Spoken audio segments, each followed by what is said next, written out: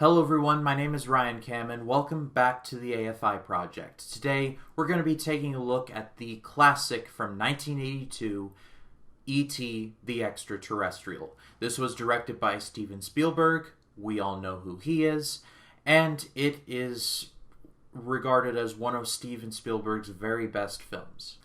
But before we get into the actual movie, I wanted to tell you all some side stories about the movie. I really didn't have a place to put them in the actual review, it's all behind the scenes stuff, but I just found this stuff fascinating and it's kind of like a did you know kind of thing. The first story is, well, about Steven Spielberg himself and the filming of the movie.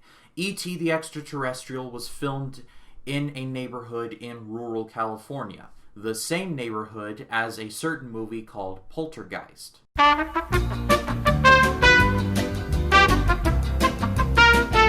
Spielberg actually produced Poltergeist, and was initially supposed to direct the movie. However, Poltergeist was being produced by MGM, and E.T. was produced by Universal.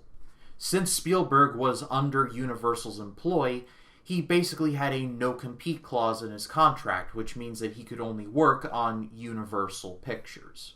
So the creative reins for Poltergeist were handed off to Tobe Hooper, who had directed the Texas Chainsaw Massacre.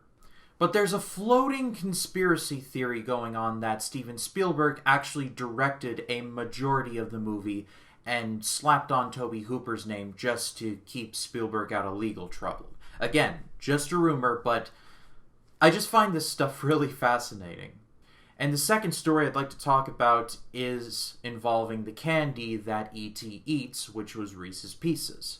Originally, the candy was supposed to be M&M's. However, the head of the Hershey company balked at the idea because he thought that E.T., the alien itself, would scare children away. The gig was then handed off to Reese's Pieces, and I may be inaccurate on my numbers, but I believe Reese's Pieces jumped up 700%? So yeah, it must have been a good day to be Reese's Pieces. Like I said, I just find those two stories to be just fascinating stuff, but enough about that, let's talk about the movie itself. It tells the story of a young boy named Elliot, who discovers, well, an extraterrestrial, and becomes its friend.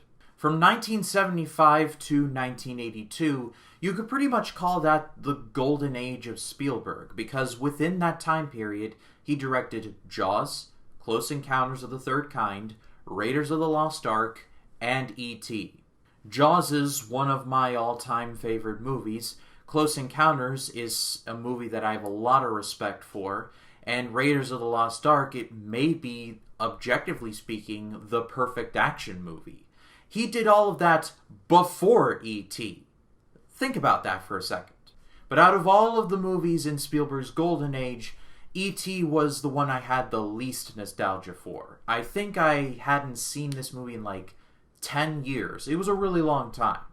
And while I think the other three are better than E.T., that doesn't change the fact that E.T. is still a wonderful movie.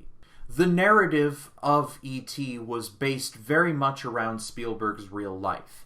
Steven Spielberg's parents ended up getting divorced, and he ended up having an imaginary friend. And so E.T. was largely based around his own life, because the little boy, Elliot, has a friend who people think is imaginary, and Elliot's parents are divorced when this movie starts. Coincidence? I don't think so.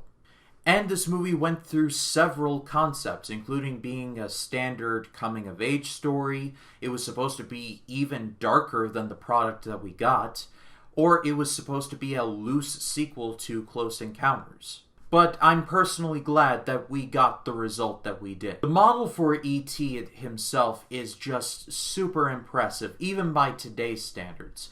We live in a very CGI-saturated world, so whenever I see practical effects, it just makes me smile. And whenever I see E.T. in this movie, I'm just like, wow, real work went into making this. It's like, it's a miracle. And yes, the moment where Elliot and E.T. ride off on the bike and they get the shot in the moon is iconic and it is awesome, with John Williams' music of do do do do do do do do. It's just like, just good stuff.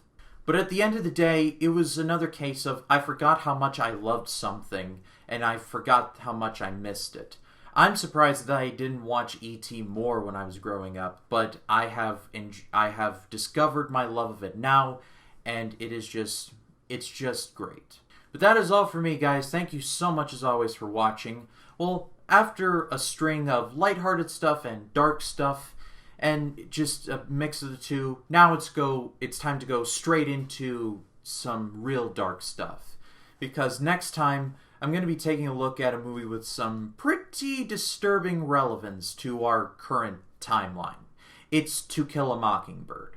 But if you like this video, please be sure to leave a like, comment your thoughts down below, and if you like this video and you want to see more like it, hit the subscribe button and click the bell to allow notifications. That way, when a new video drops, you'll be the first to know about it.